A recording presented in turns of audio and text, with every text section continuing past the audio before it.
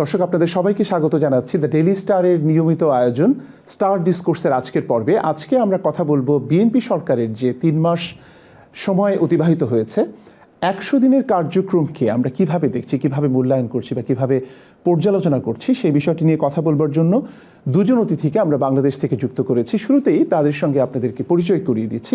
আমাদের সঙ্গে রয়েছেন জনাব মহিউদ্দিন আহমেদ। তিনি লেখক এবং গবেষক, রাজনৈতিক বিশ্লেষক। আমরা তার লেখার সঙ্গে পরিচিত, তার বিশ্লেষণের সঙ্গে বোধ করি পরিচিত। আজকে তিনি আমাদের সঙ্গে যুক্ত হয়েছেন এবং এই বিষয়ে কথা বলবেন। আমাদের সঙ্গে আরও যুক্ত হয়েছেন অধ্যাপক এম আকাশ। তিনি অর্থনীতিবিদ এবং ঢাকা বিশ্ববিদ্যালয়ের সাবেক অধ্যাপক, অর্থনীতি বিভাগের। একসময় বিতর্ক করতেন এবং একসময় বাম রাজনীতির সঙ্গেও সক্রিয়ভাবে যুক্ত ছিলেন এম আকাশ। আমরা শুরুটা করতে চাই জনাব মহিউদ্দিন আহমেদ, আপনাকে দিয়ে। আমার প্রথমেই একটা জেনেরিক প্রশ্ন, যে আসলে এই যে 100 দিন অতিবাহিত হয়েছে বিএনপি সরকার, তাদের এই পারফরমেন্সকে, 100 দিনের কার্যক্রমকে আপনি কিভাবে মূল্যায়ন করবেন, যদি একটু বলেন। আমাদের তো আকাঙ্ক্ষার পারদ খুব চড়া ছিল, কারণ পটভূমি 17 বছরের একটা আছে, তারপরে 1.5 বছরের ইন্টারিম সরকার, সব মিলিয়ে জন আকাঙ্ক্ষা ছিল প্রবল। তো নতুন সরকার এসছে 3 মাসটা কিন্তু খুব বেশি সময় না, কারণ একটা সরকার থিত হতেও অনেক সময় লাগে। আবার 3 মাস একেবারে কম সময় হয়। শুরুটা কিরকম হয় সেটা দিয়েও কিন্তু বোঝা যায় যে আমরা কোন দিকে যাচ্ছি। তো সুতরাং সব মিলিয়ে আমি বলবো যে এটা ভালো মন্দ মেশানো একটা আরম্ভ। বিএনপি নির্বাচনী ইশতেহারে যে সমস্ত কথাবার্তা বলেছিল বা যে সমস্ত অঙ্গীকার করেছিল, আমরা তার কিছু কিছুর বাস্তবায়নের শুরু দেখতে পাচ্ছি। আবার কিছু কিছু ক্ষেত্রে আমরা দেখতে পাচ্ছি যে বিএনপি তাদের অবস্থান থেকে সরে এসে, বিশেষ করে জুলাই সনদ নিয়ে তাদের যে কথাবার্তা, সুতরাং এটা, এবং এর পেছনে তাদের একটা রাজনৈতিক ব্যাখ্যাও আছে। তো সুতরাং সব মিলিয়ে আমি বলবো যে খুব একেবারে সরল রেখায় বলা যাবে না যে সব ঠিকঠাক চলছে কিংবা কোনো কিছুই ঠিকঠাক চলছে। জি, ধন্যবাদ। আমরা ইস্যু ভিত্তিক আলোচনায় আসব। তার আগে অধ্যাপক এম আকাশ, আপনার কাছে আসতে চাই। একই প্রশ্ন আপনার কাছে, যে এই গত 3 মাস বা 100 দিনের যে কার্যক্রম বা পথ চলা বিএনপি সরকারের, সেটিকে আপনি কিভাবে দেখছেন? আমি প্রথমত বলবো যে বিএনপি তো যে কোনোভাবে নির্বাচনটা করে নিতে চেয়েছিল এবং সেই জন্য অনেক কিছু অন্তর্বর্তীকালীন সরকারের অনেক কিছুর সঙ্গে দ্বিমত সত্ত্বেও নির্বাচনটা আগে করার জন্য গণভোট টোট ইত্যাদি মেনে নিয়েছে। নির্বাচনের পরে তারা যখন অপ্রত্যাশিত বা প্রত্যাশিতভাবেই 2/3 সিট পেয়ে গেল, অর্থাৎ সংবিধান পরিবর্তন করার ক্ষমতা তাদের হাতে চলে আসলো এবং একই সঙ্গে বেশ বিপুল জনপ্রিয়তা নিয়ে তারেক রহমান দেশে ফিরল, তখন কিন্তু বোঝা গেল যে জনপ্রত্যাশা অনেক, এবং বিএনপি সেই জনপ্রত্যাশায় কি করে সেটা এই 100 দিনে হয়তো আমরা পুরোপুরি বুঝতে পারবো না। আমিও মহিউদ্দিন ভাইয়ের সঙ্গে একমত যে ভালো মন্দ অনেক কিছুই দেখা যাচ্ছে। মন্দ যেমন দেখা যাচ্ছে ব্যাংকিং খাতে শৃঙ্খলা ফেরানোর ক্ষেত্রে, বাংলাদেশ ব্যাংকে নতুন প্রশাসক নিয়োগের ক্ষেত্রে। খারাপ দিক যেমন দেখা যাচ্ছে লেবার সংস্কারের ক্ষেত্রে, ওই সংস্কারগুলো কিন্তু থেমে গেল। বিচার বিভাগের সংস্কার, লেবারের সংস্কার, এগুলো কিন্তু থেমে গেল। আবার মেগা প্রজেক্ট হিসাবে কিছু বড় বড় প্রজেক্টও গ্রহণ হলো যেখানে বিতর্ক আছে। সুতরাং সব মিলিয়ে খারাপ দিকটা কিন্তু কিছু দেখা যাচ্ছে, আর ভালো দিক দেখা যাচ্ছে যে অনেক বড় বড় পরিকল্পনার কথা তারা বলছে। যেমন তারা কিছু ফ্যামিলি কার্ড করবে এবং এটা সার্বজনীন করবে, কিন্তু সার্বজনীন করার জন্য যে টাকা সংগ্রহ করা দরকার সেটাও তারা করবে।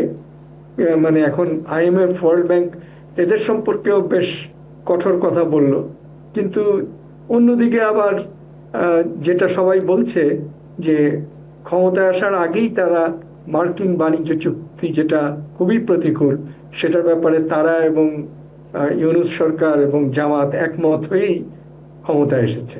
সুতরাং আমি খুব, আমার দিক থেকে অত সরল রেখা না হলেও, ভালো মন্দ থাকলেও, জনপ্রত্যাশা থাকলেও কতগুলো অশনি সংকেত দেখতে পাচ্ছি। ধন্যবাদ। আমি একটু বিস্তারিত আলাপে যেতে চাই এই পর্যায়ে। আমি অধ্যাপক আকাশ, আপনাকে দিয়ে শুরুটা করতে চাই যে কোনো সরকার যখন ক্ষমতায় আসে তার নির্বাচনী একটা ম্যানিফেস্টো থাকে, তার একটা রাজনৈতিক দল হিসেবে নিজস্ব দর্শন থাকে। বর্তমান সরকারের অর্থনৈতিক যে দর্শন, সেটা কি আপনার কাছে স্পষ্ট? আচ্ছা, আমি অর্থনৈতিক দর্শন সম্পর্কে এই গতকালই মাহবুবুল্লাহ সাহেবকে একটা আলোচনা শুনলাম। মাহবুবুল্লাহ সাহেব বলল যে বিএনপির কাছ থেকে তো খুব বেশি প্রত্যাশা আমরা করব না, কারণ ওরা একটা দক্ষিণপন্থী সরকার, পুঁজিবাদী সরকার, এবং লিবারেল ডেমোক্রেসিটা যদি তারা এনশিওর করতে পারে তাহলেই আমরা খুশি, নিও লিবারেল যাতে না হয়। তো এটার অর্থ দাঁড়াচ্ছে এই যে আবার উল্টা দিক থেকে এখন যিনি প্রাইম মিনিস্টারের অর্থ পরিকল্পনা অ্যাডভাইজার রাশেদ আল তিতুমির, তিনি বললেন যে আমরা প্রতিশ্রুতি দিয়েছি, আমরা খালি লিবারেল বুর্জোয়া ডেমোক্রেসি বা লিবারেল একটা ইকোনমি তা হব না, তার চেয়ে একটু বেশি হব। সেটা হলো আমরা একটা কল্যাণকামী রাষ্ট্র গড়ে তুলব, একটা সোশ্যাল ওয়েলফেয়ার স্টেট গড়ে তুলব। এখন এখানে একটা হলো মানে বাস্তবতা, আরেকটা হলো মুখের বাক্য। মুখের বাক্য হচ্ছে কল্যাণধর্মী ওয়েলফেয়ার স্টেট, আর বিএনপির যে গঠন ইতিহাস সেটা হচ্ছে মোটামুটি ক্রনি ক্যাপিটালিজমেরই আরেকটা রূপ। আসবো আপনার কাছে। আমি ঠিক কাছাকাছি প্রসঙ্গে মহিউদ্দিন আহমেদ, আপনার মতামত বা পর্যবেক্ষণ জানতে চাই। আমরা দেখলাম যে ফ্যামিলি কার্ড নিয়ে অনেক আলোচনা হচ্ছে এবং এটাকে একটা রাজনৈতিক, আমি বলবো যে মাইলেজ হিসেবেও অনেকে বিশ্লেষণ করবার চেষ্টা করছে বিএনপি পন্থী যারা, তারা। কিন্তু যে জায়গাটিতে প্রশ্ন থেকে যায় সেটা হচ্ছে যে একটা ওয়েলফেয়ার স্কিম বা সরকারি ভর্তুকির ক্ষেত্রে একটা সরকার এসেই যে কাজগুলো শুরু করলো, সেটার তো একটা ইভ্যালুয়েশন দরকার, বা সেটার যে ধরনের বলবো যে মূল্যায়ন বা যে ধরনের চিন্তা চেতনা নিয়ে কাজটি শুরু করা দরকার ছিল, মানে শুরুতে যেভাবে যাচ্ছে, এটা কি আপনার কাছে খুব সুচিন্তিত মনে হয়েছে, নাকি এটা একটা রাজনৈতিক যে ইমপ্লিকেশন সেটাকেই আপনি প্রাধান্য দিচ্ছেন বা বড় করে দেখছেন? যে ফ্যামিলি কার্ড যেটা বা এই ধরনের কর্মসূচি, এর মধ্যে এক ধরনের জনতুষ্টিবাদ কাজ করে, রাইট, এবং এটা একটা কমিটমেন্ট ছিল বিএনপি নির্বাচন সেফটি নেট যে প্রোগ্রামগুলো আমাদের দেশে চলে আসছে নানান রকম, এটাকে তারই একটা এক্সটেনশন হিসেবে আমি, কিন্তু এটা আসলে দীর্ঘমেয়াদে খুব একটা কাজ করে। এটা হচ্ছে একটা কোয়াসি রিলিফ প্রোগ্রাম। তো আমরা তো দেশ স্বাধীন হলো 55 বছর হয়ে গেছে, এখনো যদি আমরা এই ধরনের মানে আধা রিলিফ প্রোগ্রাম চালাই তাইলে তো হবে। জোরটা দেওয়া উচিত ছিল বিনিয়োগ এবং কর্মসংস্থানের। আমরা আগের মতোই দেখছি যে মানে সংবাদ শিরোনাম হয় যে আমাদের এত বিলিয়ন ডলার রিজার্ভ আছে। রিজার্ভ বেশি হতো আমাদের কোনো কাজ লাগে, আমাদের হচ্ছে যে বিনিয়োগ কি পরিমাণ। ব্যাংকে টাকা পড়ে থাকলে তো আমাদের কোনো লাভ হবে না, তো বিনিয়োগ হতে হবে। আর বিনিয়োগ না হলে কর্মসংস্থান হবে, আর বিনিয়োগ হবে না যতক্ষণ পর্যন্ত না বিনিয়োগের পরিবেশটা এনশিওর করা। এর মধ্যে ধরেন আপৎকালীন ব্যবস্থা হিসাবে আমাদের এখানে যেমন ওই যে বয়স্ক ভাতা, বিধবা ভাতা, উৎসর্গ প্রোগ্রাম আছে, এইরকম কিছু একটা ফ্যামিলি কার্ড। কিন্তু ফ্যামিলি কার্ডের মাধ্যমে আমি জানি না আসলে এই যে লোকজনকে যে টাকা দেওয়া হচ্ছে কারা পাচ্ছে। আলটিমেটলি কিন্তু এই সমস্ত কর্মসূচি কিন্তু নিয়ন্ত্রিত হয় মানে তৃণমূলে, ইউনিয়ন পরিষদের মাধ্যমে, স্থানীয় সরকারের। এখন স্থানীয় সরকারের মাধ্যমে হলে যেটা হয়, এখানে নানান রকমের লিকেজ থাকে, স্বজনপ্রীতি থাকে। এটা অতীতেও হয়েছিল, আমরা শুনেছি যে বিধবা ভাতা পেত কোনো চেয়ারম্যানের স্ত্রী, দুস্থ ভাতা পেত চেয়ারম্যানের শালী, এরকম এটাও যে এখন এরকম হবে না তা তো না। আমরা তো টেলিভিশন চ্যানেলেও দেখেছি যে একটা মানে ভুল হাতে যাচ্ছে একজন সরকার দলের একজন কর্মী বা সদস্য, তিনি সচ্ছল, তার তো এটা পাওয়ার কথা না, তা তিনি বলছেন আমার নামে এসেছে কিন্তু আমি এটা রাখবো না, আরেকজনকে দিয়ে দিব। আর কেন বাবা, তোমার এখানে দানবের হওয়ার তো দরকার নেই। তার মানে আমাদের যে সিস্টেমটা, এই সিস্টেমটা ওয়ার্ক করে না। তৃণমূলে যে ইয়েটা আছে, মানে আমাদের পাওয়ার স্ট্রাকচারের যে কি বলে, আমাদের যে সোশ্যাল পাওয়ার স্ট্রাকচারটা কাজ করে, সেটার মাধ্যমে রাষ্ট্রের পক্ষ থেকে যে বেনিফিট ডিস্ট্রিবিউশনটা, সেটা ভালোভাবে হয়নি অতীতে, এবং একই ধরনের লোকগুলি কিন্তু এখন আছে, তারা রং বদলেছে। সুতরাং এইটা আলটিমেটলি খুব একটা কাজে দেবে বলে আমার মনে হয় না। এর প্রচুর লিকেজ হবে, এবং এটা এখনই আমি মনে করি যে একটা মূল্যায়ন করে তারপরে আমাদের সামনের দিকে অগ্রসর। ধন্যবাদ। আমি অধ্যাপক আকাশ আপনার কাছে আসতে চাই যে আমি শুরুতেই যেটি বলেছিলাম যে তিনটি বিষয়কে প্রাধান্যের তালিকায় রাখা হয়েছে। একটি হচ্ছে দ্রব্যমূল্য নিয়ন্ত্রণ, আরেকটি হচ্ছে আইন শৃঙ্খলা পরিস্থিতির উন্নতি, এবং আরেকটি হচ্ছে বিদ্যুৎ ও জ্বালানি সরবরাহ স্বাভাবিক রাখা। তো সেই জায়গা থেকে আমরা দেখতে পাচ্ছি যে আইন শৃঙ্খলা পরিস্থিতি নিয়ে কিন্তু উদ্বেগ এখনো রয়েছে, ক্ষেত্র বিশেষে অনেক বাড়ছে। তো সেই ক্ষেত্রে এত বড় একটা ম্যান্ডেট নিয়ে ক্ষমতায় আসার পরেও আইন শৃঙ্খলা পরিস্থিতি স্বাভাবিক রাখতে বা এটির উন্নয়ন ঘটানোর জন্যে কেন সরকার শুরুতেই প্রোঅ্যাক্টিভ বা খুব কার্যকরী ভূমিকা রাখতে পারছে না, কি মনে হয় আপনার কাছে? দেখুন, আইন শৃঙ্খলা রক্ষার বাহিনী তো দুটো, একটা হলো খুব এমার্জেন্সি হলে সেনাবাহিনী, আর সাধারণত পুলিশ, আনসার, এরা। জি। এখন পুলিশের মোরাল তো অনেক আগেই ভেঙে গেছে, তার পোশাক পরিবর্তন করা হয়েছে, তাকে আগের সরকার নিজের স্বার্থে ব্যবহার করেছে, তাদের অনেককে সরানো হয়েছে, ইত্যাদি ইত্যাদি। এখন পুলিশ, থানা, আইন, আদালত, বিচার, এই সংস্কারগুলো তো একটু সময় সাপেক্ষ। এগুলো তো তারা কতদিনে শেষ পর্যন্ত করবে এবং করতে পারবে সেটা তো একটু দেখতে হবে।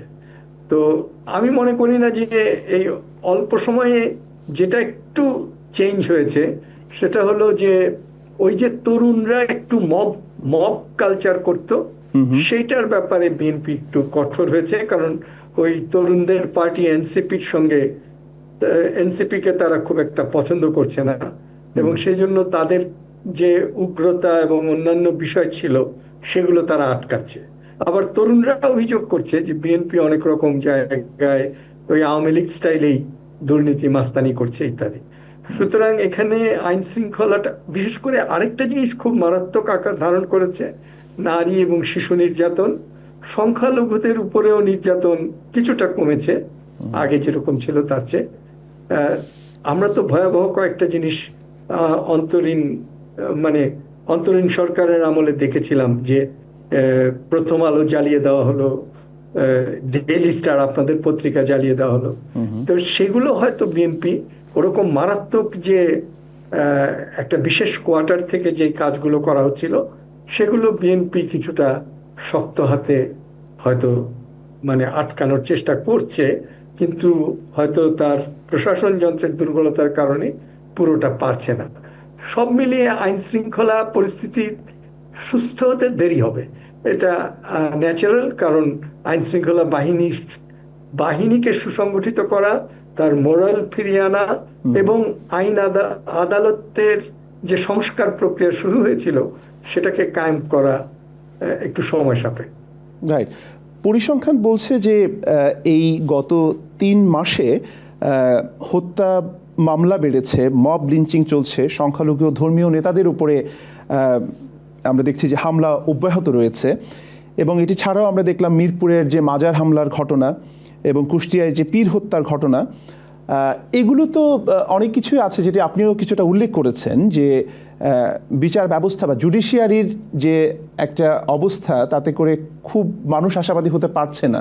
তো সেই জায়গাটাতে দ্রুত বিচার কার্যকর করার কোনো সুযোগ আছে কিনা, বা সেই জায়গাটিতে বিএনপি একটা বলবো যে ইতিবাচক ভূমিকা রাখার সুযোগ ছিল কিনা বা আছে কিনা? এটা আমরা একটু দেখি যে তারা ওই মানে কতগুলো সংস্কার প্রক্রিয়া তো চলমান ছিল, এগুলোকে তারা এগিয়ে নেয় কিনা। Right. আমি যেটা দেখতে পাচ্ছি যে তারা এখন পর্যন্ত ভিগোরাসলি সেগুলো এগিয়ে নিচ্ছে না। তারা আছে পপুলিস্ট কিছু প্রোগ্রামে, তারা আছে বিরাট বিরাট ঘোষণায়, সেগুলোকে অপারেশনালাইজ করতে যা করা দরকার তার লক্ষণ কিন্তু আমি দেখছি না। এটাই আমি বলতে বাধ্য হলাম। রাইট, আসবো আপনার কাছে। আমি যেটা মহিউদ্দিন আহমেদ আপনার কাছে আসতে চাচ্ছি। আপনার সাম্প্রতিক একটি লেখায় আপনি উল্লেখ করেছেন যে আমাদের রাষ্ট্র নাগরিকদের কাছে প্রাসঙ্গিক হয়ে উঠতে পারছে না। ঔপনিবেশিক রাষ্ট্রের সঙ্গে নাগরিকদের যে বিচ্ছিন্নতা তৈরি হয়েছিল সেখান থেকে উত্তরণ ঘটছে না। এটা আমার কাছে খুবই গভীর একটা স্টেটমেন্ট মনে হয়েছে এবং এটা খুবই থট প্রভোকিং এবং বেশ উদ্বেগজনকও আসলে, যে একটা দেশে 2/3 মেজরিটি নিয়ে নির্বাচিত একটি সরকার ক্ষমতায় এসছে, কিন্তু আস্থার জায়গাটা তৈরি হচ্ছে না, যেটি এম আকাশও বলছেন যে এটা তো শুধুমাত্র 3 মাসের সমস্যা না, এটা তো দীর্ঘদিনের সমস্যা।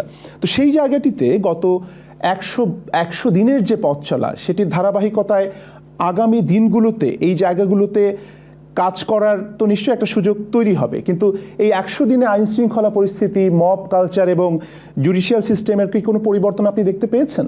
মবের যে ব্যাপারটা, এইটা মানে ব্রডার সেন্সে আমরা বলতে পারি এটা একটা আইন শৃঙ্খলা ইস্যু, তাই না? যে মানুষ নিজের হাতে আইন তুলে দিচ্ছে এবং এর সঙ্গে জুটছে সব পকেটে, রাজনৈতিক পকেটে এবং রাজনীতির বাইরের পকেটে, এবং সব জায়গাতেই আমরা দিকে এটা কিছু লুটপাট। প্রথম আলোতে যেদিন হামলা হলো আমরা দেখেছি যে আগুন দেওয়ার আগে তারা লুটপাট করলো, কম্পিউটার নিয়ে গেল, টেবিল চেয়ার নিয়ে গেল, তারপরে লুটপাট শেষ হওয়ার পরে তারা আগুনটা দিল। তো এর পেছনে আবার স্লোগানও দিল নারায় তকবীর, দিল্লি না ঢাকা ইত্যাদি ইত্যাদি। তার মানে হচ্ছে কি, কিছু কিছু মুখরোচক রাজনৈতিক স্লোগানের আবরণে যারা গেছে লুটপাট করতে, এরা তো স্রেফ দুর্বৃত্ত। সব জায়গায় এটা হয়। আবার এর মধ্যে অনেক সময় দেখা যাচ্ছে রাজনীতিটা কিভাবে ঢোকে, যে মিরপুর মাজারে যে হামলাটা, এটা একদল লোক মনে করেন যে তারা নিজেদেরকে খাঁটি মুসলমান মনে করেন, আর যারা মাজারে যায় তারা মনে করেন এটা শরিয়া বিরোধী কাজ, সুতরাং এদেরকে শায়েস্তা করতে। এই যে একটা ঠিকাদারি নিয়ে নিল ইসলাম প্রতিষ্ঠা, এই জিনিসটা রাষ্ট্র অ্যালাউ করছে কিন্তু বহুদিন যাবত। এবং আমাদের এখানে বড় রাজনৈতিক দলগুলো মানে ভোট পাওয়ার জন্য নিজেদেরকে, যেহেতু বেশিরভাগ ভোটার মুসলমান, তো নিজেদেরকে মুসলমানের দল হিসাবে দেখাতে চায়। এখন জনপরিসরে বিএনপিকে একটু বেশি মুসলমানের দল মনে হতো একসময় আওয়ামী লীগের তুলনায়। আওয়ামী লীগ দেখলো, আরে আমি তো ওই 10% ভোট ব্যাংকের উপর নির্ভর করে নির্বাচনে জিততে পারবো না, আমারও তো মুসলমানের দল হইতে হবে। তখন দেখা গেল শেখ হাসিনা হস্তস করে, সে হিজাব করে, শাহজালালের মাজারের জিয়ারত করে ভোট দেওয়া শুরু করলেন, এবং এরপরে আর আমরা সবাই জানি কি মুসলমান হওয়ার প্রতিযোগিতা। অর্থাৎ এখানেও একটা আছে জনগোষ্ঠীবাদী রাজনীতির একটা ব্যাপার আছে। আমাদের এখানে একটা জনগণের একটা বলবো যে একটা অংশ আছে যারা সবসময় উত্তেজনা ছড়ায়, একটা মতলব। আর আছে জনগণের একটা নির্বোধ অংশ, যারা ওই চিল কান নিয়ে গেছে, শুনলেই চিলের পেছনে পেছনে তো। এখন এদের সরকারের কাছে আবার এরা খুবই মূল্যবান, কারণ এদের তো ভোট আছে। সরকার যতদিন মানে একটা রাজনৈতিক দল যতদিন এই ভোটের রাজনীতি করবে, সে কিন্তু তার মধ্যে কিন্তু কোনো গুণগত উত্তরণের আমি কোনো সম্ভাবনা দেখি।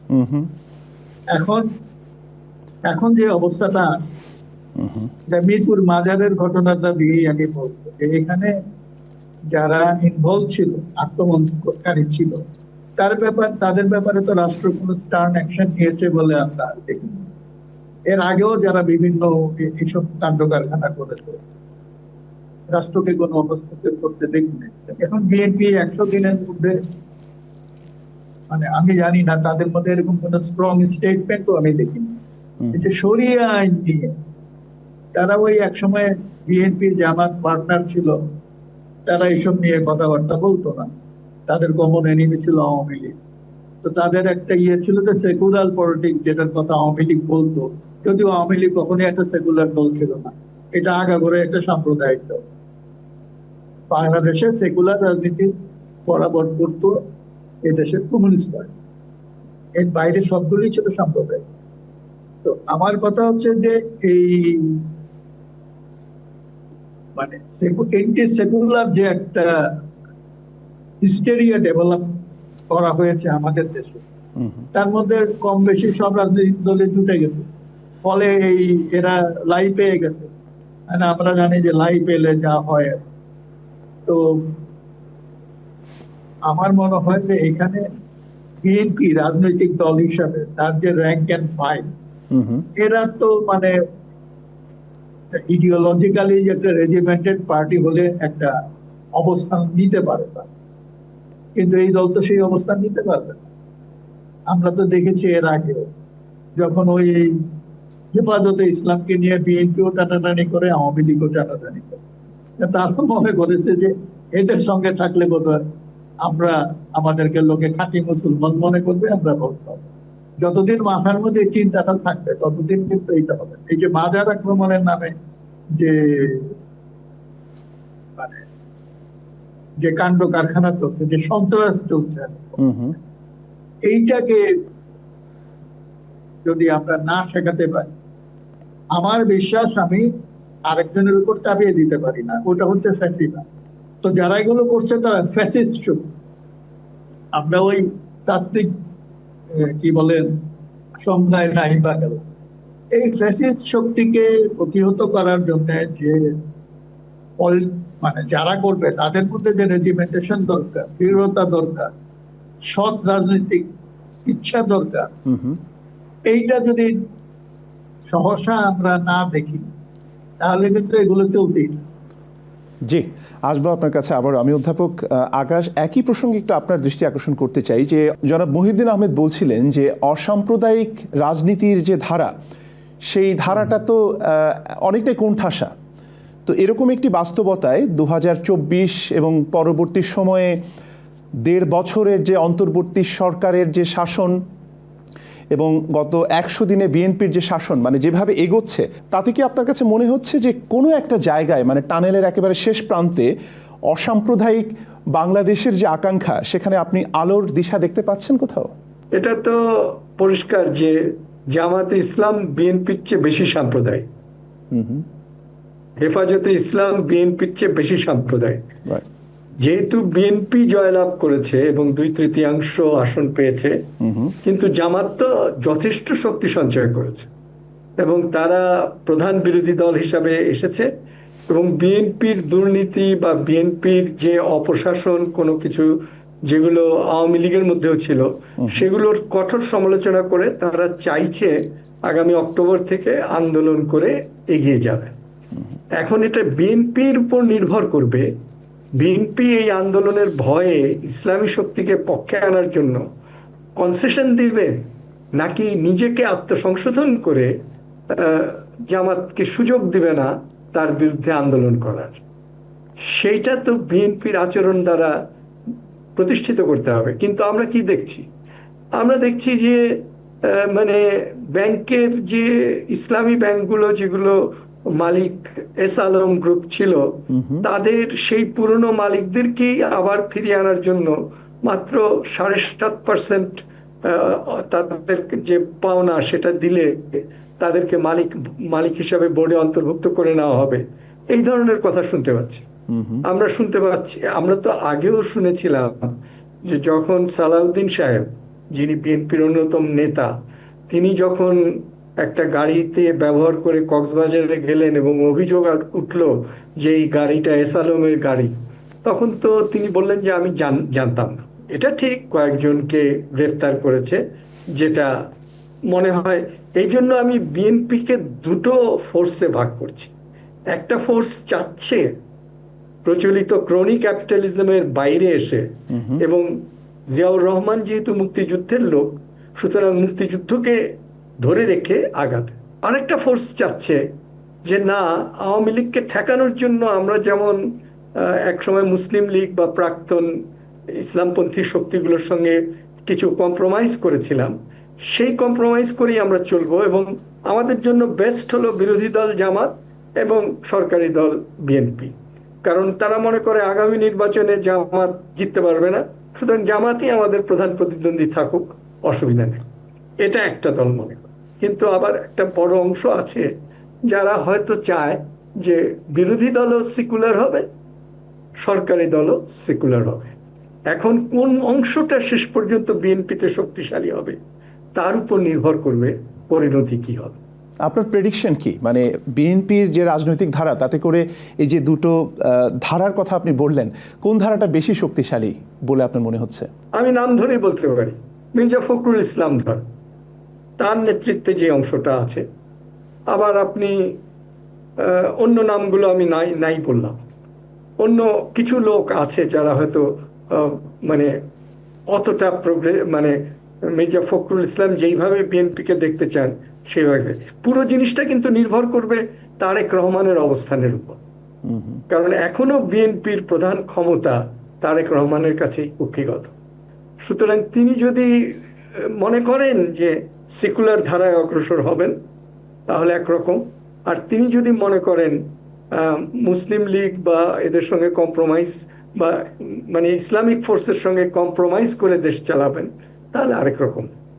যেমন ধরেন বিএনপিতে শুরুর দিকে যখন জিয়াউর রহমান দল করতে গেলেন তখন কত বিচিত্র লোককে তারা নিয়েছিল, তাই না? যেমন শাহ আজিজকেও নিয়েছিল, আবার আবুল ফজলকেও নিয়েছিল, আবার মান্নান ভূঁইয়াকেও নিয়েছিল, আবার অন্য ধরনের লোককেও নিয়েছিল।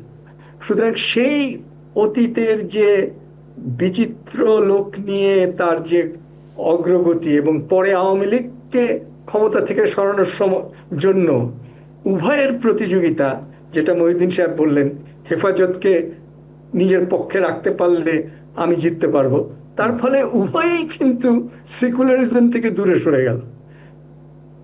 এখন সেইটা বিএনপি এখন কার সঙ্গে প্রতিযোগিতা করবে সেটার উপর নির্ভর করে। যদি সে মনে করে জামাত তার প্রিন্সিপাল থ্রেট, তাহলে হয়তো সে তারপরেও সে জামাতের বিপরীতে এনসিপি এবং আপনার ইয়েদের সঙ্গে ওই যে হেফাজত বা ইসলামী শাসনতন্ত্র এদের সঙ্গে ঐক্য করে, নাকি তারা একটা মডারেট আওয়ামী লীগকে পুনর্বাসন করার চেষ্টা করে, সেগুলো তো একটু দেখতে হবে, তাই না? তাদের ভিতরের ডিজাইনটা কি সেটা আমরা যতদিন বুঝতে না পারবো ততদিন আমরা এটা চূড়ান্ত রায় দিতে পারবো না। নিশ্চয়ই। জনাব মহিউদ্দিন আহমেদ, আপনার কাছে আসতে চাই। আমরা দেখলাম যে বিএনপি ক্ষমতা গ্রহণের পরেই যে কয়েকটি বিষয়ে বলা যায় যে হাইলাইট করেছে, তার মধ্যে অন্যতম হচ্ছে দুর্নীতির বিরুদ্ধে তারা একটা জিরো টলারেন্স ঘোষণা করেছে।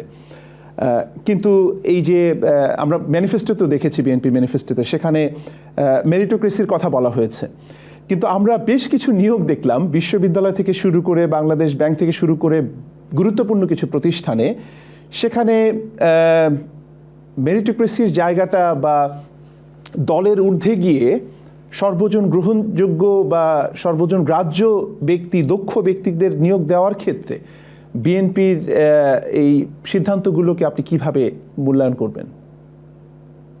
না, আমরা যতটুকু শুনতে পারছি, জানতে পারছি যে নিয়োগগুলো বেশিরভাগ ক্ষেত্রেই দলীয় বিবেচনায়। এইটা ধরেন অনেকদিন যাবতীয় এরকম হয়ে আসছে, এটা নতুন না বাংলাদেশ।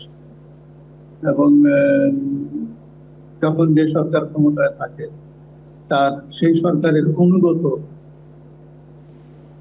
শিক্ষক সমিতির নেতারাই এতদিন উপাচার্য নিয়োগ পেতেন। এখন এই সমিতিগুলো তত ফাংশনাল না।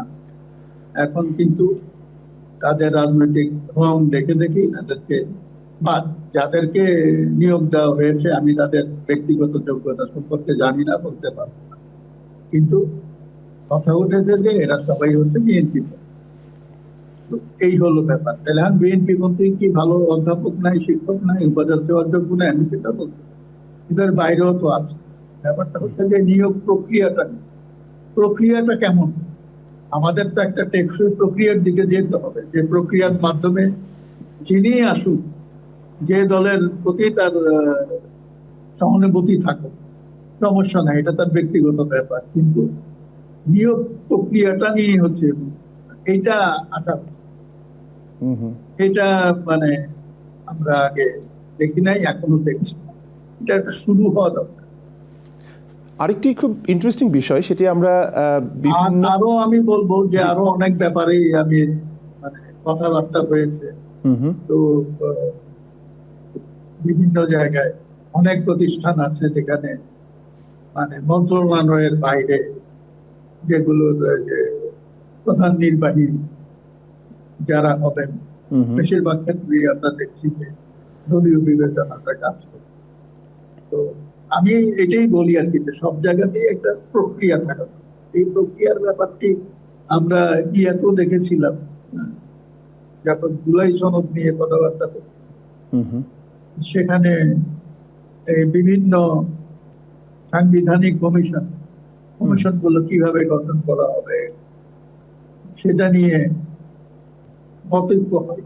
এই যে একটা সুস্থ ধারায় আসা এবং দলের ঊর্ধ্বে উঠে মেধা স্বীকৃতি দেওয়া, মেধাভিত্তিক নিয়োগ হওয়া, হুম হুম।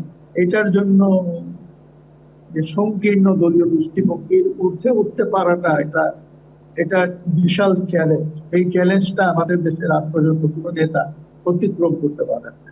রাইট।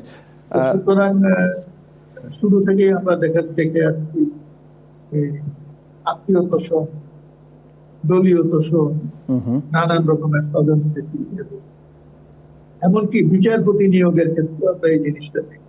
পরের আরেকটি রাজনৈতিক সরকার আসলে তাদের ওই তারা যে কি বলে যে পরীক্ষামূলক ভাবে যে তাদেরকে নেওয়া হয়, তাদের চাকরি আর কনফার্ম করে না। হুম হুম। পরে আবার ওই আগের দলের সরকার এসে আবার ওদেরকে টেনে নেন, এই পুরনো লোকগুলো। সিভিল সার্ভিসের ক্ষেত্রে আমরা একই জিনিসই দেখি, হুম হুম। যে 25 বছরের একটা ব্যাপার আছে, চাকরি হলে বাধ্যতামূলক অবসর দেওয়া যায়, সেখানে এই দলীয় বিবেচনাগুলো কাজ করে। এবং যখন একটি দল ক্ষমতায় এসে দেখে যে এর আগের সরকার তাদের পছন্দের ব্যক্তিদেরকে অবসর দিয়ে দিয়েছিল, তাদেরকে আবার ফিরিয়ে আনে এবং তাদেরকে আবার ওই রকম পদোন্নতি দেয়, অনেক টাকা পয়সা দেয়। সবই কিন্তু পাবলিকের টাকা, এটাকে তাদের পকেট থেকে টাকা দেয় না। তো এই চলছে। ওই 25 বছরের ব্যাপারটা যেটাকে ব্যবহার করে, এটা কিন্তু আইন। সুতরাং 25 বছর চাকরি হওয়ার পরে কাউকে যদি আপনি অবসর দিয়ে দেন, বলা যাবে না যে আপনি বেআইনি কাজ করছেন। হুম হুম। এখন এইটাতে কেউ হাত দিচ্ছে, কেউ বলছে না যে না 25 বছর পরে যাকে রিটায়ারমেন্টে যাবে তাকে আর ফিরিয়ে আনা যাবে না, অথবা 25 বছরের ব্যাপারটাই থাকবে না। আমি তো মনে করি যে সিভিল সার্ভিসে চাকরি 10 বছরের ঊর্ধ্বে থাকা উচিত, এরপরে হবে কন্ট্রাকচুয়াল। কিন্তু এরা এমন হয়ে গেছে যে না, আজীবন এদেরকে আমাদেরকে পুষতে। নিশ্চয়ই। আমি অধ্যাপক আকাশ আপনার কাছে একটু ভিন্ন প্রসঙ্গে আসতে চাই। আপনি হয়তো লক্ষ্য করেছেন যে বাংলাদেশের স্বাধীনতার পরে যখনই যে সরকার ক্ষমতায় এসছে, বিরোধী দলের উপরে দমন নিপীড়ন এবং ভিন্ন মতকে একেবারে নিশ্চিহ্ন করে দেওয়ার একটা মানে কি বলবো যে চর্চা আমরা লক্ষ্য করেছি বিভিন্ন সময়ে। কিন্তু গত 100 দিনে বিএনপি সরকার গঠনের পর প্রধানমন্ত্রীর কয়েকটি বিষয়ে বেশ আলোচনা এসছে। আমি সেগুলোই আপনার সামনে তুলে ধরতে চাই এবং আপনার পর্যবেক্ষণ জানতে চাই। আমরা দেখতে পেলাম যে যারা টকশোতে ওনার সমালোচনা করেন তাদের সঙ্গে তিনি আলাদাভাবে বসেছেন, কথা বলেছেন, মত বিনিময় করেছেন, পরামর্শ চেয়েছেন। আমরা দেখেছি যে একজন একটা অনুসন্ধানী প্রতিবেদন করেছেন পত্রিকায়, তরুণ রিপোর্টার, তাকে নিয়েও তিনি বসেছেন। আমরা দেখলাম যে বই পড়া কর্মসূচি পরিচালনা করেন অধ্যাপক আব্দুল্লাহ আবু সাইদ। তিনি অ্যাপারেন্টলি নির্দলীয় এবং তার তো একটা ফিলান্থ্রপিক একটা জায়গা আছে, তো সেটিকেও সম্মান দেখিয়েছেন তিনি এবং তার সঙ্গেও বসেছেন, তাকে সাহায্য করতে চেয়েছেন। এই বিষয়গুলোকে আপনি কতটা ইতিবাচকভাবে দেখেন, নাকি আপনার কাছে মনে হয় যে এটার মধ্যে এক ধরনের রাজনীতি আছে? কোনটা? না, একটা তো জনতুষ্টিবাদী রাজনীতিবিদরা সবসময় খেয়াল করেন যে খুব দ্রুত কি ধরনের আচরণ করলে আমার দ্রুত জনপ্রিয়তা বাড়বে, আর এরকম ছোটখাটো দৃষ্টান্ত স্থাপন করে জনপ্রিয়তা সংগ্রহ করার অর্থ এই না যে সিস্টেমিক চেঞ্জে তারা যাবেন। সিস্টেমিক চেঞ্জ যেতে হলে তো তাদেরকে মহিউদ্দিন ভাই যেরকম বললেন, তাদেরকে ন্যায় নীতি অনুসরণ করতে হবে, তাদেরকে দলীয় পক্ষপাতিত্ব পরিহার করতে হবে, বিচার ব্যবস্থা সংস্কার করতে হবে, নিয়োগ বিধি পালন করে নিয়োগ যাতে হয় সেগুলো করতে হবে। এখন সেগুলো তো তারা না করছেন না, তারা কিন্তু মুখে বলছেন না যে আমরা এগুলো করব না, আমরা মেরিট বেস চাই না, তারা মুখে কিন্তু তারা যথেষ্ট বড় বড় কথাই বলছেন, কিন্তু এগুলো কার্যকরী করার লক্ষণ আমরা দেখতে পাচ্ছি না। এটাই হচ্ছে মানে আমাদের আশঙ্কা। এখন কেউ বলতে পারে যে প্রথমে তো আমাদের হলো ফ্র্যাজাইল ইকোনমি, প্রথমে তো হলো আমাদের কখন স্বৈরতন্ত্র আবার ফিরে আসে, প্রথমে তো হলো আমার জামাত যদি আবার একটু বেড়ে গিয়ে আমাকে বিপদে ফেলে দেয় মুভমেন্টে, সেই জন্য আমি প্রথমে আমার ডিফেন্স লাইনগুলো ঠিক করছি। সেই জন্য আমি 100 দিনটাকে খুব মানে গুরুত্ব দিতে চাই না। 100 দিন পরে এটা আনফোল্ড করবে, কিন্তু 100 দিনে কি যেই লক্ষণগুলো দেখা দিয়েছে, আমি কয়েকটা সেক্টরের কথা বললাম। একটা সেক্টর বললাম বাংলাদেশ ব্যাংক, একটা সেক্টর বললাম বিশ্ববিদ্যালয়গুলোতে আগে জামাত দখল করে রেখেছিল, পরে বিএনপি এসে দখল করেছে, এবং দখল প্রক্রিয়ায় সবসময় মেরিটোক্রেসি মানে কাজ করেনি। তৃতীয়ত মেগা প্রজেক্ট, বিতর্কিত মেগা প্রজেক্ট নেওয়া হয়েছে, পদ্মা ব্যারেজ, সেখানে কিন্তু বিএনপির প্রতিশ্রুতি, বিএনপি আগে যখন ক্ষমতার বাইরে ছিল তখন আওয়ামী লীগের সব মেগা প্রজেক্টের তারা সমালোচনা করেছে, তারা বলেছে মেগা প্রজেক্ট মানে মেগা দুর্নীতি, আসলেও তাই, মেগা প্রজেক্টে মেগা দুর্নীতি হয়। সুতরাং এখানে উপরন্তু এই প্রজেক্ট নিয়ে নানা প্রশ্ন আছে। তবে হ্যাঁ, আবার আপনি বলতে পারেন যে না, বিএনপি তো অর্থ পরিকল্পনা উপদেষ্টা হিসাবে রাশেদ আল মাহমুদ তিতুমিরকে নিয়েছে, যিনি যথেষ্ট এসব ব্যাপারে গুড গভর্নেন্সের পক্ষে এবং অন্যান্য মানে বামপন্থী ধারায় অনেক প্রগতিশীল পরিবর্তন, সিস্টেমিক চেঞ্জ, কল্যাণমুখী অর্থনীতি এসব কথা বলেন। যদিও তাদের আরেকজন উপদেষ্টা মাহবুবুল্লাহ সবসময় বলে যাচ্ছেন যে এটা লিবারেল দল, নিও লিবারেল হলে আরো খারাপ হয়ে যাবে, তবে যাতে লিবারেল থাকে, এবং তিনি অবশ্য মনে করেন যে লিবারেল থাকার সম্ভাবনা আছে। সুতরাং মানে মানে এখন হলো কি দাঁড়ালো, আমার কথাটার যদি আমি সারমর্ম করি তাহলে আমি বলবো যে মানে বিএনপি যেসব ঘোষণা দিয়েছে বা যেসব আচরণ, কিছু কিছু আচরণ করেছে, সেগুলোর মধ্যে ভালো জিনিস আছে, কিন্তু কতগুলো খুব মারাত্মক সিগন্যালও আছে যেগুলো থেকে বোঝা। আর বিএনপির যে জন্ম এবং ইতিহাস, এবং বিএনপি তো একটা নতুন দল না, আগেও ক্ষমতায় ছিল, ক্ষমতায় আছে। একটা স্ট্রেংথ বিএনপির আছে, সেটা হলো যেহেতু জিয়াউর রহমান ছিল, জিয়াউর রহমানকে তাদেরকে রাখতেই হবে তাদের দলের মধ্যে, সুতরাং মুক্তিযুদ্ধকে তারা পুরোপুরি বিসর্জন দিতে পারবে না জামাতের মতো। সুতরাং এইখানে একটা বলতে পারেন যে লিবারেল কতটুকু থাকবে। আরেকটাও হতো আছে, যেহেতু 18 বছর ধরে শেখ হাসিনার গণতন্ত্র বিরোধী আচরণ এর বিরুদ্ধে ফাইট করে তারা এসেছে এবং হামলা মামলা অনেক সম্মুখীন হয়েছে, সেগুলো হয়তো তারা আস্তে আস্তে প্রত্যাহার করে নিবে। এই আমার বন্ধু আবুল বরকতকে যেমন এখন জামিনটা দেওয়া হলো, তো এই গণতন্ত্রের কিছুটা হাওয়া হয়তো আমরা পাবো, কিন্তু অর্থনীতিতে লুটপাট বন্ধ হবে কিনা, ক্রোনিজম বন্ধ হবে কিনা, দরিদ্র লোকরা যথার্থভাবে টাকা পয়সাগুলো পাবে কিনা, ফ্যামিলি কার্ড ক্যাডারদের কার্ডে পরিণত হবে কিনা, এইসব আশঙ্কা থেকে কিন্তু আমি মুক্ত নই। আরেকটি গুরুত্বপূর্ণ বিষয় আপনি হয়তো সম্প্রতি লক্ষ্য করেছেন যে রামিসা নামের একটা ছোট্ট শিশুকে যেভাবে নৃশংসভাবে, নির্মমভাবে, মর্মান্তিকভাবে হত্যা করা হয়েছে, সেই ঘটনার পরে তার বাবা বলেছেন যে তিনি আসলে সেই অর্থে যে এটা ন্যায় বিচার পাবেন সেটা তিনি মনে করেন না, এই কারণে তিনি প্রত্যাশাও করেন না।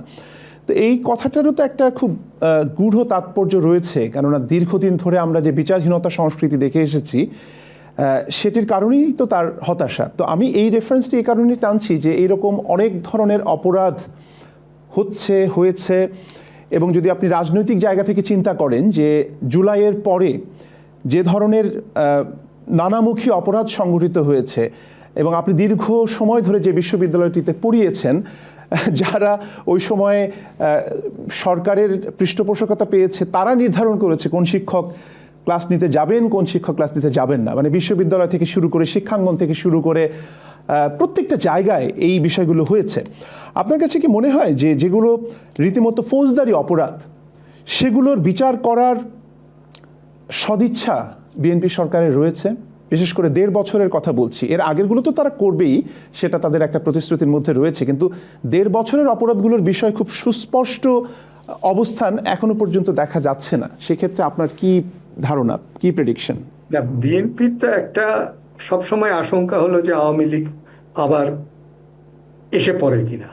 সুতরাং কিন্তু আওয়ামী লীগ সম্পর্কে তাদের একটা সিদ্ধান্তে আসতে হবে, এইটা আমি মনে করি। কারণ এটা ছাড়া তো বাংলাদেশে যে এবার যে ভোট হয়েছে, সেই ভোটে 59% ভোটার উপস্থিত, মানে ভোটারদের 59% ভোট দিয়েছে।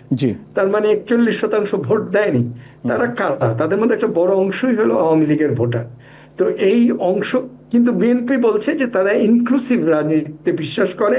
তো তাহলে যারা গুলি চালিয়েছে, অপরাধ করেছে বা বিএনপি উপর হামলা মামলা করেছে, তাদের সুনির্দিষ্টভাবে আইডেন্টিফাই করে বিএনপি বিচার করুক। কিন্তু এই যে অনেক লোক আছে যারা এখনো জেলে আছে, এবং যারা হয়তো জেল থেকে হত্যা মামলায় জেলে আছে, যে হত্যা মামলার কোনো ভিত্তি নাই। এখন বিএনপি তো উচিত এগুলো আস্তে আস্তে মীমাংসা করা। এখন কিন্তু ওই যে আমি বললাম, সে তার একটা ভীতি যে এরা গিয়ে কোন দিকে যায়। এরা যদি আবার আওয়ামী লীগকে নিয়ে আসে, তাহলে বিএনপি কি আওয়ামী লীগকে না এনে জামাতকে টিকিয়ে রাখবে? নাকি জামাতের সঙ্গে তাদের যে বিরোধ আছে বলে আমরা ধারণা করি বা লোকে ধারণা করে, কারণ জিয়াউর রহমানের সঙ্গে তো জামাতের বিরোধ আছে কি নাই এটা নিয়ে মহিউদ্দিন ভাই আরো ভালো বলতে পারবে, কারণ মহিউদ্দিন ভাই এগুলো নিয়ে রাজনৈতিক চর্চা করেছে, ইতিহাস নিয়ে। কিন্তু এক সময় তো জামাত এবং বিএনপি একত্রে আওয়ামী লীগের বিরুদ্ধে লড়াই করেছে। এখন তো জামাত বিরোধী দল এবং বিএনপি সরকারি দল। এবং বিএনপি যদি লিবারালিজমে বিশ্বাস করে, তাহলে ইসলামী শাসনতন্ত্র বা আল্লাহর আইনে তো সে যেতে পারে না। সুতরাং তাকে তো এটা ঠিক করতে হবে। নিশ্চয়ই। তাহলে তাকে এমন পার্টিকে বিরোধী দল বানাতে হবে যারা লিবারেল পার্টি। আমি বলছি না যে তারা বামপন্থী বা সমাজতন্ত্রী বা এরকম। তাহলে সেটা কিভাবে হবে? এটা মীমাংসা ছাড়া তো বাংলাদেশের আগামী ভবিষ্যতের মীমাংসা হবে না। জি, আপনার শেষ কথা দিয়েই আসলে আমি যারা মহিউদ্দিন আহমেদ আপনার কাছে আসতে চাই। অধ্যাপক আকাশ বলছিলেন যে তাহলে কিভাবে হবে? বিএনপির ভেতরে দুটো ধারার 2 ধরনের চাওয়া রয়েছে স্ট্র্যাটেজিক জায়গা থেকে যদি আমরা দেখি। আমি যে বিষয়টি নিয়ে আপনার দৃষ্টি আকর্ষণ করতে চাই যে আমরা দেখলাম যে এই নির্বাচনের পরে আওয়ামী লীগের তৎপরতা কিন্তু তুলনামূলকভাবে কিছুটা বেড়েছে। বিশেষ করে অন্তর্বর্তী সরকারের সময় যেরকম ছিল, সেটা থেকে তারা কিছুটা হলেও বের হয়ে এসেছে, যদিও তাদের কার্যক্রম নিষিদ্ধ। আমরা দেখলাম যে বিভিন্ন জায়গায় দলীয় কার্যালয় খোলা থেকে শুরু করে পতাকা উত্তোলন এবং স্থানীয় কর্মসূচি আমরা লক্ষ্য করেছি। এই বিষয়টি কি আপনার কাছে মনে হয়েছে কখনো যে বিএনপি আসলে চাইছে একটা পলিটিক্যাল স্পেস তৈরি করতে আওয়ামী লীগের জন্য, খুব সাটল ওয়েতে, খুব সরাসরি না? এরকম কিছু মনে হয়েছে কিনা যারা মহিউদ্দিন আহমেদ? না, মানে এখানে বিষয়টা হচ্ছে যে স্পেসটা তৈরি হচ্ছে বলে আমরা দেখছি, বা বিভিন্ন জায়গায় আওয়ামী লীগের কর্মী সমর্থকদের বিচ্ছিন্নভাবে কিছু স্লোগান দিচ্ছেন, ঝটিকা মিছিল করছেন, বা তাদের অনেকের বিরুদ্ধে যে মামলাগুলো আছে তারা জামিন পাওয়া শুরু করেছেন। এই স্পেসটা আসলে হয়তো বিএনপি এমনও হতে পারে, আমি বলছি যে আমরা যদি এইভাবে সমীকরণটা দেখি যে বিএনপির প্রধান প্রতিপক্ষ এই মুহূর্তে হচ্ছে জামাতে ইসলাম। কিন্তু জামাতে ইসলামের বিরুদ্ধে একটা ব্রডার ফ্রন্ট, এখানে যদি আওয়ামী পন্থীদেরকে সঙ্গে পাওয়া যায় যারা জামাতকে পছন্দ করে, কিন্তু দল হিসাবে আওয়ামী লীগ আবার কামব্যাক করুক, এটা বিএনপি চায় বলে আমার এখনো মনে হয় না। কারণ বিএনপি তো আরেকজন কম্পিটিটর বাড়াতে চাইবে। কিন্তু বিএনপি যেটা চাবে সেটা হচ্ছে জামাতের বিরুদ্ধে একটা কাউন্টারভেলিং ফোর্স হিসাবে আওয়ামী সমর্থকদেরকে তারা পাশে পেতে পারে। আর আওয়ামী লীগ যদি সত্যি সত্যি কামব্যাক করতে হয় আওয়ামী লীগকে, সেই সিদ্ধান্ত কিন্তু আওয়ামী লীগকে নিতে হবে। আমি এখনো জানি না যে আওয়ামী লীগের নেতৃত্ব, এটা তো ধরেন না ব্যক্তি পারিবারিক নেতৃত্ব, এটা মালিক শেখ হাসিনা, তিনি সিদ্ধান্ত নিতেন। তিনি যদি মনে করেন যে তিনি ফিরতে পারবেন, তাইলে এক জিনিস। আর তার যদি মনে হয় যে না, তার পক্ষে আর কামব্যাক করা সম্ভব না, তাহলে সেক্ষেত্রে তাকে বাদ দিয়ে আওয়ামী লীগ থাকলো কি গেল, তাতে শেখ হাসিনার কিছু যায় আসে না।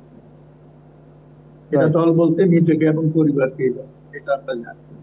তো সুতরাং আওয়ামী লীগ যদি কামব্যাক করতে চায়, শেখ হাসিনা যদি কামব্যাক করতে চায়, তাহলে তার কথাবার্তা আচরণে তার একটা প্রতিফলন থাকবে।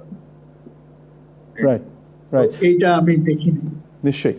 মহিউদ্দিন আহমেদ, আরেকটি গুরুত্বপূর্ণ বিষয় যে গণতান্ত্রিক সংস্কৃতিতে একটা সরকার কতটুকু ভালো করবে বা কতটুকু সেটা তাদের কার্যক্রম ইম্প্যাক্টফুল হবে, সেটা অনেকটাই নির্ভর করে বিরোধী দলের আচরণটা কীরকম হবে। তো এখন সংসদে যারা বিরোধী দল, তাদের ভূমিকাকে গত 100 দিনে আপনি কিভাবে দেখছেন, কিভাবে মূল্যায়ন করছেন? মহিউদ্দিন আহমেদ, 100 দিনের পারফরমেন্স যদি দেখি, তাহলে আমি বলবো যে সংসদ অধিবেশন গুলোর কথা যদি আমি দেখি, এটা হলো একটা দিক। আর সংসদের বাইরে, তো সংসদের ভেতরে আমরা যেটা দেখি, আগে যেরকম এক ধরনের ট্রেজারি বেঞ্চ এবং অপোজিশন বেঞ্চের মধ্যে একেবারে কট্টর বৈরী পরিবেশ দেখতাম, সেটা না।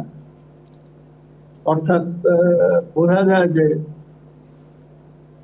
সরকারি দলের সমালোচনা করছে বিরোধী দল, বা বিরোধী দলের অনেক পয়েন্ট সরকার আমলেও নিচ্ছে না, এটাও দেখছি। কিন্তু তারপরেও এই যে আগে যেরকম দেখতাম, মানে রীতিমতো তুই তোকারি করা, এই জিনিসটা নাই। অনেক বেশি মানে পরিশীলিত, মানে তুলনামূলক পরিশীলিত আচরণ দেখি। তো জামাতে ইসলামী, আমি বলবো যে জামাত যেটা চাচ্ছে, এই উপমহাদেশে প্রথমবারের মতন কিন্তু জামাত এত বড় শক্তি নিয়ে সরকারের অংশ হয়েছে। সরকারের অংশ বলতে সরকারের তো একটা অঙ্গ হচ্ছে মানে পার্লামেন্ট, তো তার মধ্যে বিরোধী দলকে কিন্তু আমি সরকারের অংশই মনে করি। তো সেভাবে তারা বিপুল সংখ্যা নিয়ে এসে, এবং তাদের লক্ষ্যটা তো হচ্ছে আগামীতে আরো বেশি সংখ্যা নিয়ে এসে তারা সরকার গঠন করে। সেদিকে যেতে হলে তাদেরকে এক ধরনের সংস্কৃতি ডেভেলপ করতে হবে। এটা আমার মনে হয় তারা রিয়েলাইজ করে বলেই তারা ওই আমাদের ইসলামিক ফোর্স গুলির মধ্যে যে আরো নানান ধরনের এলিমেন্ট আছে, তো তাদের তুলনায় জামাতে ইসলামী অনেক বেশি সংগঠিত, অনেক বেশি রেজিমেন্টেড, অনেক বেশি পরিশীলিত, এবং তাদের লোকজন লেখাপড়া, এটা আমি দেখেছি। তো সুতরাং তাদের আচরণে তার প্রতিফলন দেখা যায়। তো আমি মনে করি যে জামাতে ইসলামীকে নিয়ে যে প্রেজুডিস আছে আমাদের দেশে, ৭১-এর ভূমিকা সংক্রান্ত ব্যাপার, এই জিনিসটা জামাতও রিয়েলাইজ করে। এই প্রেজুডিস থাকা সত্ত্বেও জামাত যে নির্বাচনে যে ফলাফল করলো, তাতে মনে হয় যে আগামীতে তাদের সম্ভাবনা আছে যে আরো বড় শক্তি হিসাবে আসে, এবং এটা বিএনপির জন্য একটা চ্যালেঞ্জ। সেই চ্যালেঞ্জটা বিএনপি কিভাবে মোকাবেলা করবে, সেই জন্যই তাকে এন্টি জামাত যে সামাজিক শক্তিগুলো আছে তার সন্নিবেশ তার পাশে ঘটাতে, সেই জন্য সে কিছু সেকুলারিজমের কথা বলবে, আওয়ামী লীগের প্রতি একটু সফট হবে, কিন্তু আওয়ামী লীগ দলের প্রতি না, আওয়ামী সমর্থকদের, যাতে ভোটগুলো তাদের পক্ষে। এই ধরনের কিছু কিছু কাজ তারা করে। জামাত ইসলামের একটা অ্যাডভান্টেজ হলো জামাত সরকারের সেইভাবে প্রশাসন জামাত চালাচ্ছে, প্রশাসন চালাচ্ছে হচ্ছে বিএনপি। সুতরাং মানুষ কি চাইবে? মানুষ কিন্তু ৭১ নিয়ে পড়ে নাই। ৭১-এর পরে জন্ম নিয়েছে যারা, তারা হচ্ছে এখন বিপুল সংখ্যাগরিষ্ঠ বাংলাদেশের ভোটারদের মধ্যে। যেমন আমার মধ্যে পলাশির যুদ্ধ নিয়ে বা সিপাহী বিদ্রোহ নিয়ে কোনো আবেগ না, সুদূর অতীত। ৭১-এর প্রজন্ম যেহেতু আমরা, আমাদের এটা নিয়ে আবেগ আছে, কিন্তু আমরা এটা বলতে পারবো না যে এই আবেগ সবার জন্য বাধ্যতামূলক, এটা হয় না। যেমন আমার নাই সিপাহী বিদ্রোহ। সুতরাং এই ক্ষেত্রে আমাকে দেখতে হবে যে জামাত যে রাজনীতিটা করছে তাকে যদি প্রতিহত করতে হয়, বিএনপিকে। বিএনপির কাছে মানুষ যে জিনিসটা চায় সেটা হচ্ছে সুশাসন। বিএনপি যদি সুশাসন না দিতে পারে, ৭১-এর জাবর কেটে কিন্তু জামাত ঠেকানো হবে। জি, মানে সুশাসনটা মুখ্য। নিশ্চয়ই। আমরা অনুষ্ঠান একেবারে শেষ পর্যায়ে চলে এসেছি। আমি অধ্যাপক আকাশ আপনার কাছে আসতে চাই, যেটি দিয়ে শেষ করলেন জনাব মহিউদ্দিন, সেই বিষয়টি আপনার একটু দৃষ্টি আকর্ষণ করতে চাই যে আপনি দীর্ঘ সময় বিশ্ববিদ্যালয়ে পড়িয়েছেন, তরুণদের সঙ্গে আপনার একটা যোগাযোগ তো সবসময় ছিল, এবং তরুণদের আকাঙ্ক্ষার যে জায়গাটা বা অ্যাসপিরেশনের যে জায়গাটা সেটা বোধ করি আপনি বুঝতে পারেন। আপনার কাছে কি মনে হয় যে এই যে ইউথ ডেমোগ্রাফিক যে একটা পেনিট্রেশন আমাদের এখনকার সময় বাংলাদেশে, অনেকখানি নির্ভর করবে, মানে জামাত ইসলাম তো ধর্মীয় একটা বিকল্প তরুণদের সামনে দিচ্ছে। এখন ধর্মীয় বিকল্পটা দুই রকম। একটা ধরেন ইসলামের মধ্যে দুটো ট্রেন্ড, একটা হলো কওমি মাদ্রাসা আর একটা আলিয়া মাদ্রাসা। আলিয়া মাদ্রাসার যে একটা সংস্কার ধর্মী ট্রেন্ড আছে সেটা কিন্তু তরুণরা ওয়েলকাম করবে, কিন্তু কওমি মাদ্রাসার মধ্যে যেই পুরনো ধ্যান ধারণা এবং যেটা আলটিমেটলি তালেবানের দিকে নিয়ে যায় সেটা তরুণরা কখনোই বাংলাদেশে গ্রহণ করবে না। এখন আলিয়া মাদ্রাসার রিফর্মটা জামাত নিজের সঙ্গে নিজের রিফর্মটা কতটুকু করে তার উপর এটা নির্ভর করবে। তবে জামাতকে তো একটা মূল জিনিস স্বীকার করে নিতে হবে যে ৭১ সম্পর্কে বাংলাদেশের জন্মই ৭১-এর উপর নির্ভর করছে। তো জন্মই আমার আজন্ম পাপ এই কথা বলে বাংলাদেশে রাজনীতিতে সফল হওয়া যাবে বলে আমার মনে হয় না। তো এই ব্যাপারে আমার মনে হয় জামাত খুব সচেতন। জামাত তো মানে নানা রকম পার্টি তৈরি করেছে, আমি নাম আর বলছি না, যারা ঠিক মানে ৭১-কে স্বীকার করে নিয়েই করে। এবং তাদের অনেক লোক বলে যে জামাতের উচিত এটা স্বীকার করা যে ৭১ সালে আমরা ভুল করেছিলাম বা আমরা যা মানে অন্যায় করেছিলাম তার বিচার আমাদের যেটা হয়েছে সেই বিচার আমরা মানি। কিন্তু সেইটা ছাড়া জামাত যে ব্রেক থ্রু করতে পারবে এবং বাংলাদেশের মানে নেতৃত্ব নিয়ে নিতে পারবে, তরুণদেরকে তার পক্ষে নিয়ে নিতে পারবে, এটা আমার মনে হয় না, আনলেস বিএনপি জঘন্য রকম দুঃশাসন চালায়। রাইট। জাস্ট যদি একটু ব্রিফলি বলেন যে এই গত ১০০ দিনের কার্যক্রম দেখে আপনার কাছে কি মনে হয়েছে যে জনগণের আস্থা বিএনপির প্রতি বেড়েছে, বা তারা এখনো আস্থাশীল যে না বিএনপি বেটার কিছু ডেলিভার করতে পারবে? ১০০ দিন যথেষ্ট না, আমার মনে হয় যে জনগণ এখনো কোনো সিদ্ধান্তে আসে, জনগণ দেখছে।